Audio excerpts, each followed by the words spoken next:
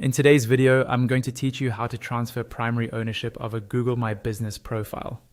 To start, make sure you're signed into the Google account that currently has access to the business profile. This should be the Gmail account that already manages the listing. Using the wrong account is one of the most common reasons people don't see the right options. So double check you're logged into the correct profile before you continue. Now, open your browser and go to Google's homepage. In the search bar, type in the exact name of your business, just as it appears on your Google listing.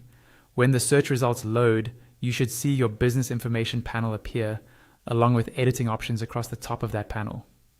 These options only show up if you're logged into an account that has access to the business profile. Look for the More Options icon near those editing tools.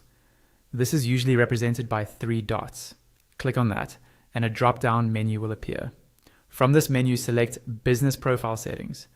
A pop-up window will open, showing different settings for your business. In this pop-up, find and click on People and Access. This section is where you manage who can control or edit your business profile. Once that page loads, look for a button that says Add or shows a plus sign. Click this button to add a new user. You'll now see a text field where you can enter the email address of the person you want to transfer primary ownership to. Carefully type in their email address and make sure there are no typos. Below the email field, you'll see a drop-down for choosing their role. Change this to Owner. This gives them owner-level access, which is required before they can become the primary owner later on. After selecting Owner, click Invite. Google will send an email invitation to that person.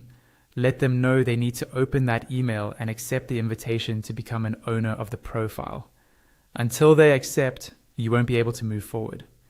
Once they have accepted and are listed as an owner, you must wait a full 7 days before you can promote them to primary owner. This waiting period is required by Google.